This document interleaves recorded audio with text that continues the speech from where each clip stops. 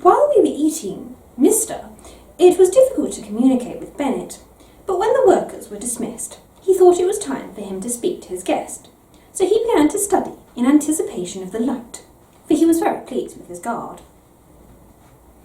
The attention of Lady Catherine de Bourgh to her dreams and her beauty looks amazing. Mr. Bennet made the wrong choice. Bambo Collins has affirmed his dignity.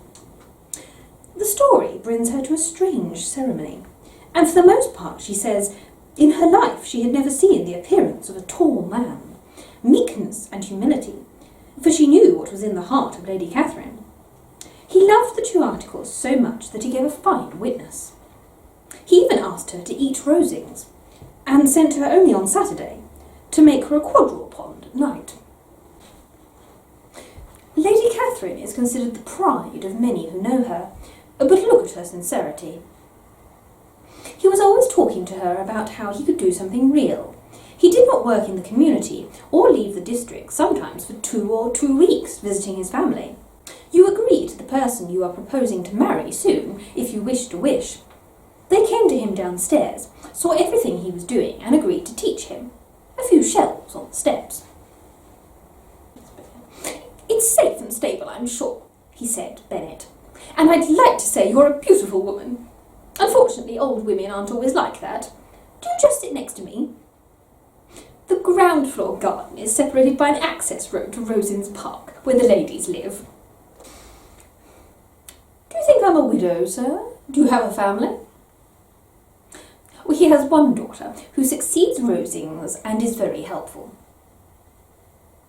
"Ah," Mrs. Bennet shook her head and said, "so you're better than most women. And what kind of woman are you? Are you all right?" "Oh, she is a beautiful woman. Mr. Catherine herself said, 'With true beauty, madam, comes sexual appetite.'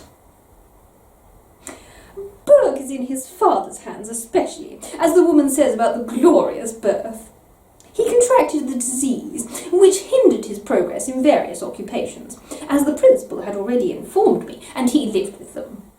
But he was very funny, and he was always humble with my little Fetton house and his little horse." "Are you growing up? I do not remember the women in court claiming their names." "His frustration prevented him from entering the town. Therefore, as I said to Miss Catherine the same day, it was obvious that I was taking a British court.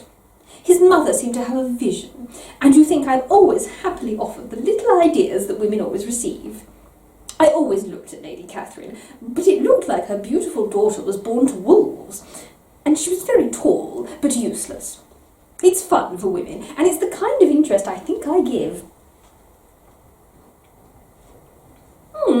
"Your expression is very good," Bennet said, "and it's good that you have the ability to decorate.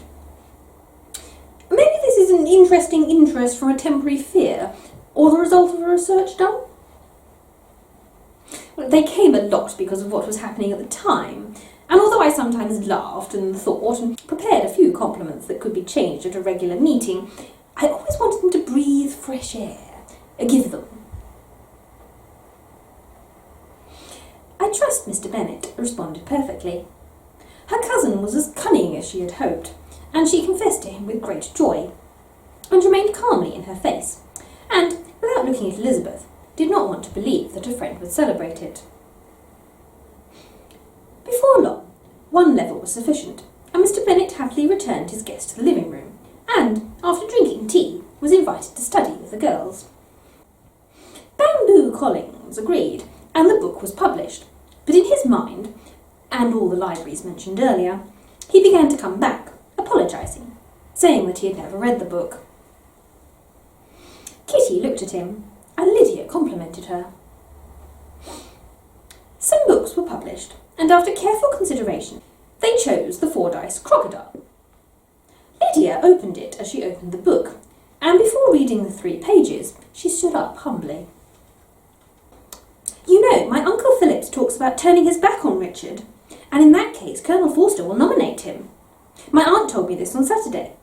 I will go to Meryton tomorrow to hear more about this, and ask why Dennis is back in town." Lydia was summoned by her 2 sisters for help, But Collins humbly left his letter, saying, "I often see young girls enjoying heavy books, even though they are written to help them. To my surprise, I admit it, and because, yes, there is no reason to show it, but I will never send it to my younger cousin again." He turned to Bennet, who was determined to be a chess player. This was confirmed by Mr. Bennet, who knew that he was careful to leave the girls at their little parties. Bennet's wife and daughters politely apologised for Lydia's separation, assuring her that it would never happen again if she continued her book.